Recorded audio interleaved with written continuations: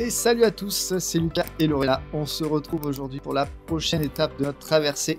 Nous sommes à Chicago. On est super excités de découvrir cette ville, surtout qu'il fait super beau, super chaud. Et pour notre premier jour à Chicago, on a une grosse journée qui nous attend. Alors c'est parti. Tout d'abord, on prend le métro pour nous rendre directement au centre-ville, car notre Airbnb est à une dizaine de minutes à pied de la station California, qui est sur la Blue Line. Et elle nous emmène en 15 minutes au centre-ville.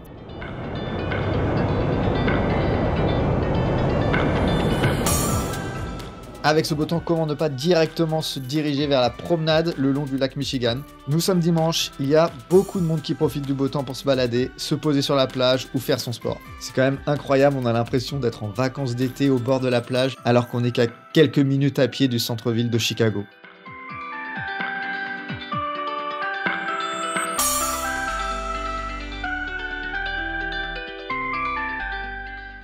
On continue notre balade vers la Navy Pier, où se trouvent des manèges, des boutiques ou des restaurants. Comme on a déjà prévu nos sandwichs dans nos sacs, on s'y balade juste, on profite de la vue sur la skyline qui au passage est très sympa, et on se dirige vers notre prochaine étape, The Bean.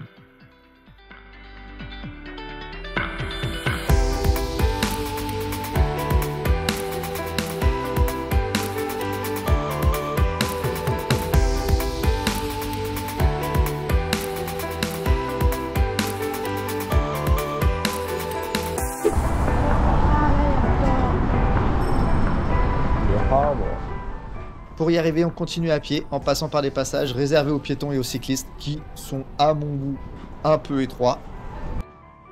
C'est pas très large. Non, les piétons, par contre, c'est pas tout large.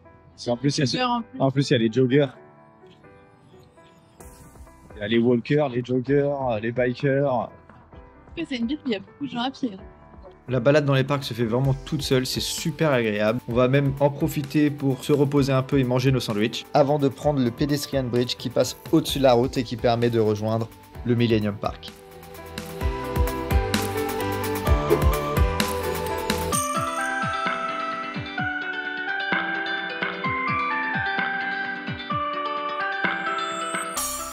Alors on était plutôt tranquille dans les autres parcs aux alentours, mais en arrivant au Millennium Park, on retrouve beaucoup de touristes qui sont venus pour la même chose que nous, The Bean. Malheureusement, il est encore en travaux en mai 2024. On n'a pas pu s'en approcher plus que ça, mais il est désormais ouvert, ne vous inquiétez pas. L'ouverture au public était prévue pour l'été 2024, donc malheureusement, on la rate de peu, mais il est maintenant accessible.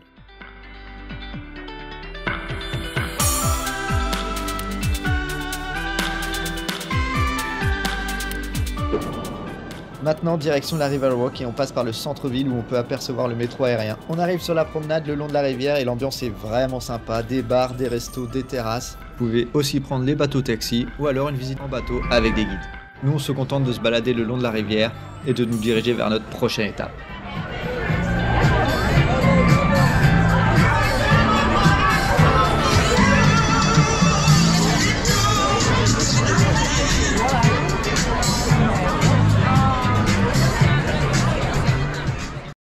On termine notre promenade au Riverwalk et on part à pied vers la Willis Tower puisqu'on a pris des billets pour monter en haut de l'observatoire juste à l'heure du sunset. C'est vrai que l'heure du coucher du soleil, c'est l'heure de plus grosse affluence sur la journée. On fait la queue une première fois en bas pour accéder aux ascenseurs et arriver en haut. Une deuxième fois pour accéder aux plateformes de verre. Et à partir de là, vous avez 1 minute 30 pour faire vos photos. Donc c'est vrai que c'est très court, ça laisse pas beaucoup de temps pour admirer la vue. C'est vrai que j'aurais aimé pouvoir regarder en bas plus longtemps, pouvoir regarder aussi les différents quartiers. Alors voilà nos petites photos, on a mis notre minute 30 à profit. Regardez, admirez, oh, c'est génial. Et puis on se retrouve le lendemain matin, toujours à Downtown. Alors moi je suis jamais vraiment loin de la Michigan Avenue, on va pas se mentir. C'est là où il y a tous les magasins et où le Riverwalk croise aussi l'avenue. C'est magnifique, hop, petit coup d'œil sur la Trump Tower, il fait beau, on est content, on continue la visite.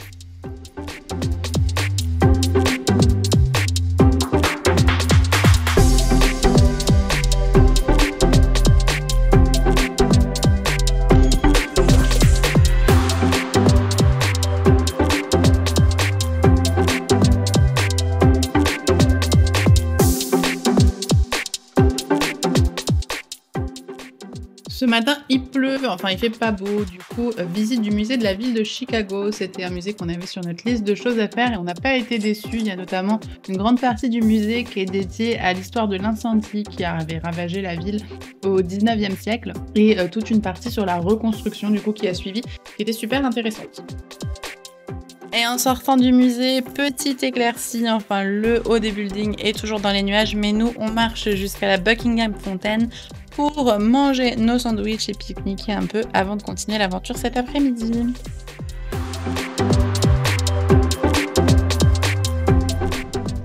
Jour 4 à Chicago et du coup on se dirige à pied vers Ukrainian Village. Je crois que c'était pas prévu mais c'est un quartier qui nous a agréablement surpris. Alors il n'y a pas grand chose à faire, c'est un quartier pavillonnaire mais c'est vraiment charmant, ça vaut le coup de s'y balader à pied. C'est vert, en plus on avait une belle journée donc vraiment une belle découverte.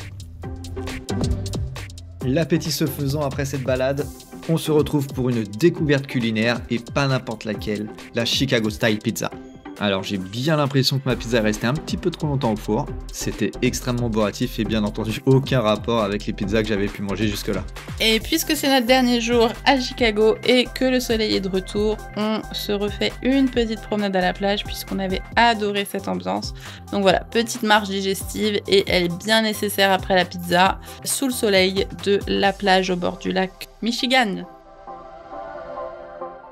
Et ça y est, nos 4 jours à Chicago sont déjà terminés. Alors c'est vrai que c'est pas du tout une destination à laquelle on aurait pensé, mais on est très content d'y être arrêté. En 4 jours, je pense que c'est une durée suffisante. Après, si vous avez la possibilité et si vous hésitez à rester plus longtemps, n'hésitez pas, il y aura toujours des choses à faire. D'ailleurs, on vous met dans la description quelques adresses qu'on avait repérées mais qu'on n'a pas pris le temps de faire. Faut dire aussi qu'on a eu globalement un super temps à part une journée où c'était moyen, donc on regrette pas du tout d'être venu au printemps.